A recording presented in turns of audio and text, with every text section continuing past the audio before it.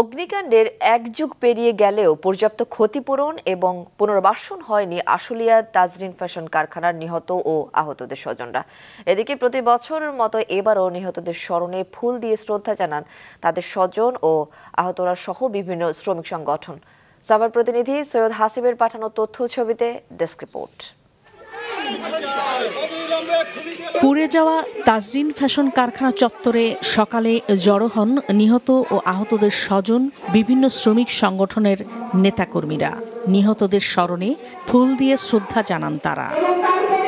অগ্নিকাণ্ডের এক যুগ পেরিয়ে গেলেও পর্যাপ্ত ক্ষতিপূরণ ও পুনর্বাসন না হওয়ায় মানবেতর দিন কাটছে বলে অভিযোগ করেন নিহতদের স্বজন ও আহতরা। কিছু সাহায্য চাই, আমরা সাহায্য করি। আমার ওই যে ব্যথা পাইছে, আমরা কাজ কাম করে তো সরকারের কাছে আমাদের দাবি, আপনারা দয়া করে দাবিটুকু তার মাধ্যমে পৌঁছাবেন, সে যাতে সঠিকভাবে দেখতে পারে, শুনতে পারে। তার কাছে আমাদের একটাই দাবি, সে আমাদের দীর্ঘমেয়াদী পরিবারবর্গ সহ সুচিকিৎসা দিব, আমাদের পুনর্বাসন করার ব্যবস্থা করব, আমাদের এক জীবনের আয় সম পরিমাণ ক্ষতিপূরণ। এই দীর্ঘ সময় বিচার কাজ শেষ হয়নি তাজরিন ফ্যাশনের মালিক দেলোয়ার সহ দোষীদের। মামলা শুধু সাক্ষ্য গ্রহণেই আটকে আছে, জানান ক্ষতিগ্রস্তরা। এই গার্মেন্টসের মালিক ছিল দেলোয়ার এবং আওয়ামী লীগের নেতা থাকার কারণে তার বিচারটা হয়নি।